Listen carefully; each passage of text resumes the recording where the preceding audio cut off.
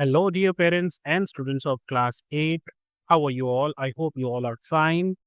So, finally, today I have brought your SST first chapter, that is natural resources and their use in the form of notes. So, we will be studying the chapter, but from my notes, मैंने इस notes में कोशिश की है हर एक उस important चीज़ को लेने की जो आपकी बुक में मेंशन है। इसके साथ ही हम बुक को भी देखेंगे, लेकिन हम जो पढ़ाई करेंगे वो अपने नोट्स से करेंगे क्योंकि ये नोट्स बहुत ईज़ी हैं और पूरा चैप्टर आपको आसानी से समझ में आ जाएगा। ये पार्ट 1 है यानी कि 50% of the your chapter will be discussed in this video and 50% of the chapter will be discussed in the next video. So let us start. पहला है आपका व्हाट इज़ नेचर। अच्छा, इसको मैंने क्वेश्चन आंसर के फॉर्म में देना है आपके लिए। तो क्वेश्चन है what is nature, when does it become a resource, क्योंकि आपका जो चैप्टर स्टार्ट हो रहा है वो ऐसे ही स्टार्ट हो रहा है। तो नेचर क्या है? एवरीथिंग जो इंसान ने नहीं बनाई है, everything that is not made by humans is nature. For example trees, reverse, air, sunlight, mountains, इनमें से कुछ भी इंसान ने नहीं बनाया, लेकिन ये नेचर में मौजूद है। So that is called nature. अच्छा, जब ह्यूमन्स जो हैं, इंसान जो है, इन चीज़ों का इस्तेमाल करने लगते हैं अपने जीने के लिए या उन चीज़ों का इस्तेमाल करने लगते हैं ताकि उसकी लाइफ आसान हो जाए, तब ये जो चीज़ें हैं ये नेचुरल रिसोर्स बन जाती हैं। जैसे फॉर एग्ज़ाम्पल अगर हम ट्री की बात करें तो ट्री जो है वो नेचर है, ठीक है? लेकिन जब हम इस पेड़ को काटते हैं, इससे चेयर बनाते हैं या फर्नीचर बनाते हैं, तो फिर जो है वुड हमारे लिए एक रिसोर्स बन जाती है। उसके बाद है when can something be called a resource, कभी भी हम किस चीज़ चीज़ को हम रिसोर्स कब कह सकते हैं? तो कोई भी चीज़ रिसोर्स तब बनती है जब ये 3 चीज़ें वहाँ पर मौजूद हो। क्या? पहला, एक टेक्नोलॉजी हमारे पास होनी चाहिए ताकि हम उस चीज़ का इस्तेमाल सही तरीके से कर सकें। दूसरा, वो चीज़ जो भी है वो ज़्यादा महँगी नहीं होनी चाहिए, ये इकोनॉमिकली पॉसिबल होना चाहिए, यानी कि बहुत ज़्यादा महँगी वो चीज़ उसको निकालने में, जैसे फॉर एग्ज़ाम्पल हम मिट्टी से लोहा निकाल रहे हैं, अगर वो इतना महँगा है कि उसकी कीमत जो है लाखों रुपए में जा रही है, तो फिर वो हमारे लिए रिसोर्स नहीं है, ठीक है? वो बहुत ज़्यादा एक्सपेंसिव हो गया।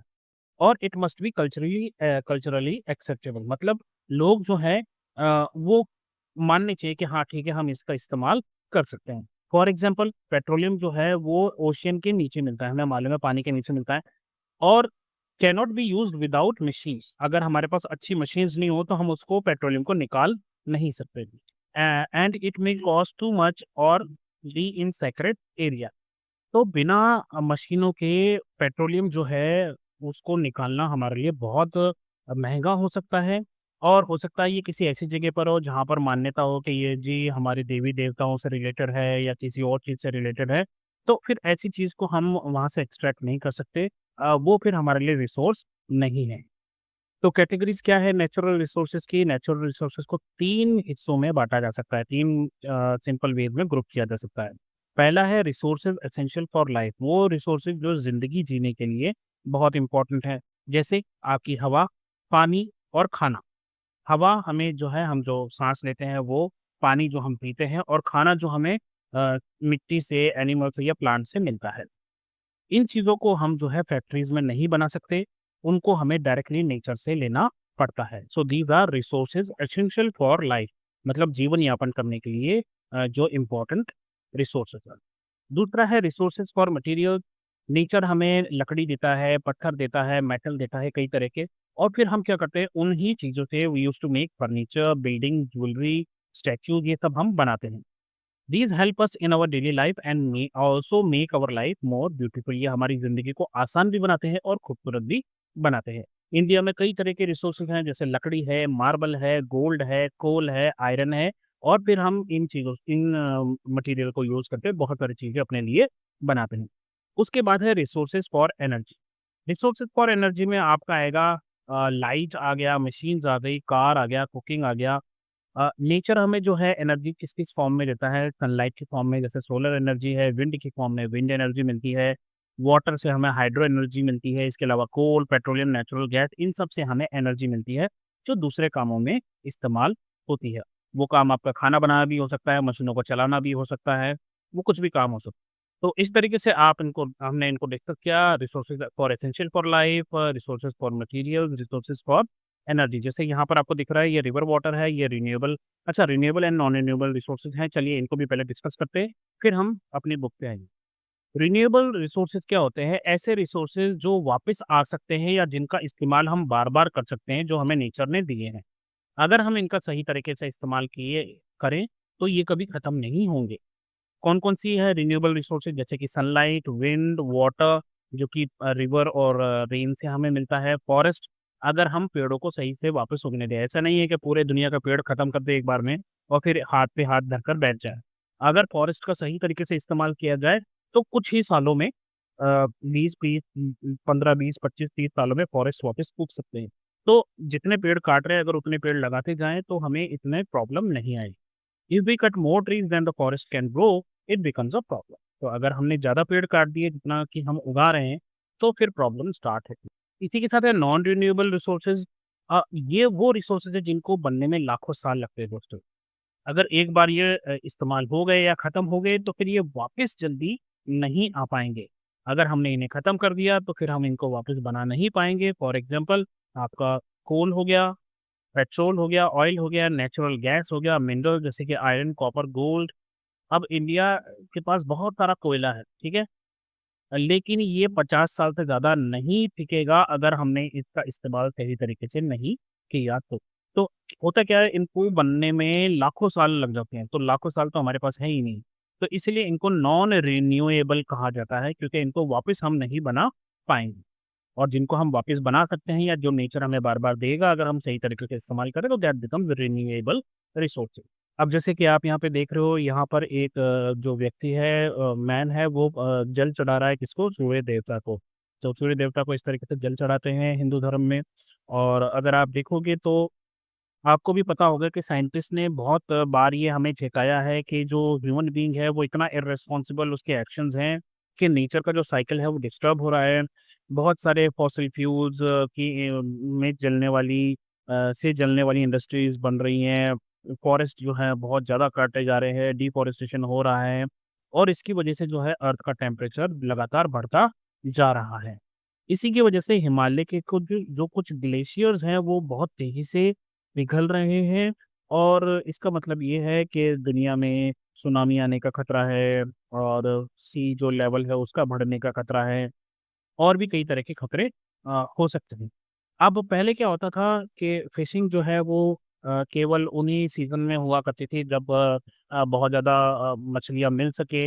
लेकिन फिर इसका कमर्शियलाइज़ेशन हो गया, यानी कि इसका धंधा जब धंधा बन गया ये इंसानों के लिए, तो फिर क्या होने लगा कि ओवर फिशिंग होने लगी। ओवर फिशिंग जैसे कि आपको पता होगा, एक फिश होती है ट्यूना।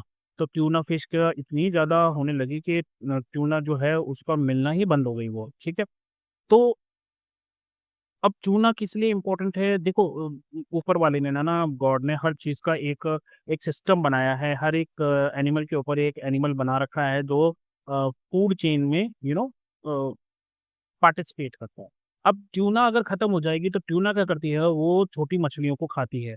तो अगर श्रिम्प्स और मछलियों को खाने वाली ट्यूना खत्म हो जाएगी तो फिर स्मॉलर फिश और श्रिम्प्स इतने बढ़ जाएँगे कि जो ओशन का इकोसिस्टम है वो बर्बाद हो जाएगा।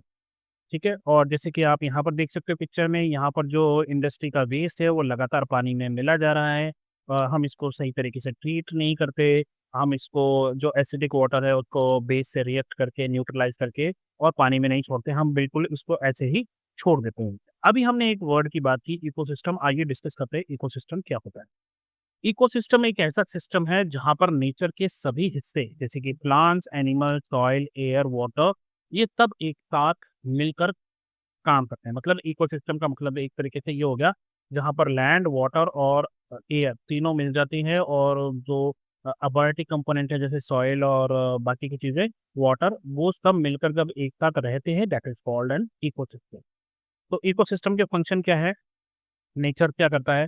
ट्रीज़ से हमें मिलता है ऑक्सीजन, फॉरेस्ट से हमें मिलता है क्लीन वाटर, प्लांट जो है वो सॉइल इरोजन को रोकती है, नेचर जो है वो रिसाइकिल करता है वेस्ट को। तो ये सारे काम नेचर करता है।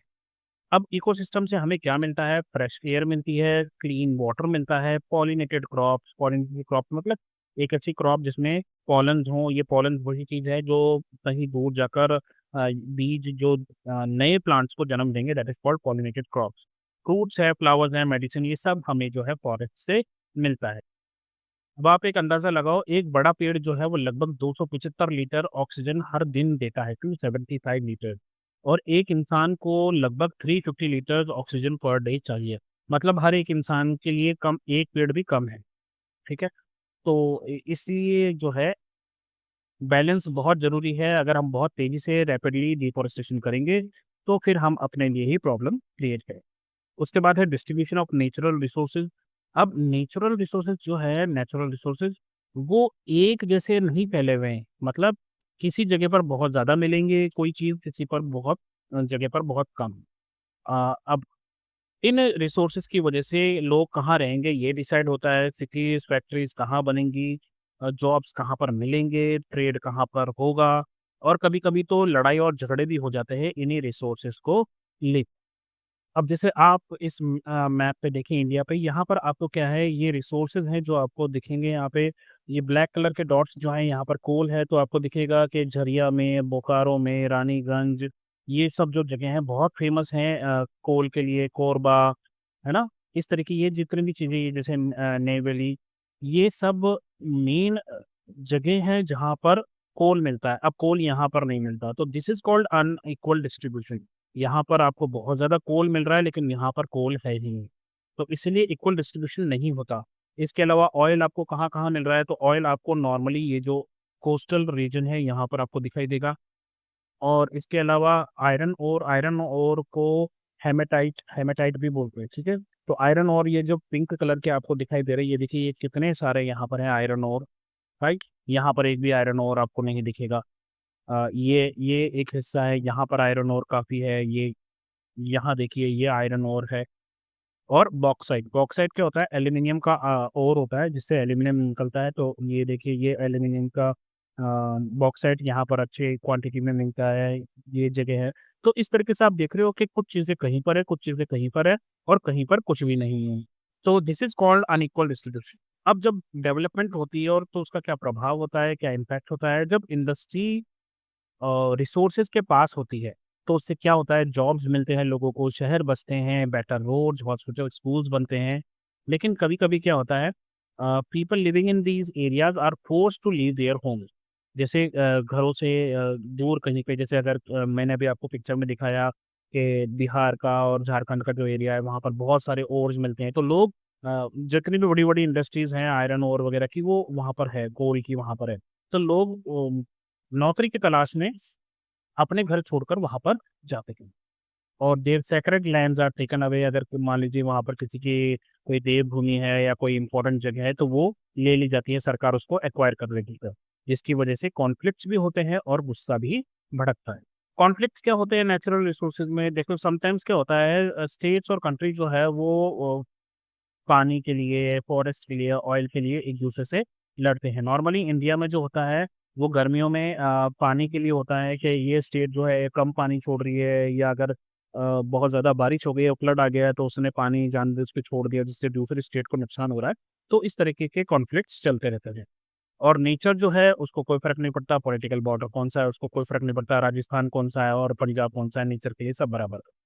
एग्ज़ाम्पल इन्होंने दे रखी है, जैसे कावेरी रिवर है, वो कर्नाटका, तमिलनाडु, केरला और पुडुचेरी इन सब से बहती है, इन सब स्टेट में से, और यूनियन टेरिटरी से होकर गुजरती है। अब सबको पानी चाहिए जिसकी वज़ह से डिस्प्यूट हो जाता है, और गवर्नमेंट जो है फिर वो उनको ज़रूरत पड़ती है बातचीत करने के लिए और पीसफुली जो प्रॉब्लम है उसको सॉल्यूशन निकालने के लिए। हम वीडियो के एंड में आ गए हैं, पार्ट 1 का एंड है ये। कीवर्ड्स मैंने यहाँ पर वर्ड्स लिखे हैं और इनकी सिंपल मीनिंग है, जैसे कि natural resource, something useful we get from nature is natural resource, जो भी हमें नेचर से मिलता है और यूज़फुल है। रिन्यूएबल रिसोर्स क्या होते हैं, जो वापस पैदा किए जा सकते हैं। नॉन रिन्यूएबल एक बार खत्म हो गए दोबारा वापस नहीं आएँगे। इकोसिस्टम, जब नेचर का हर एक हिस्सा जो है एक साथ काम करता है, दैट इज़ कॉल्ड इकोसिस्टम।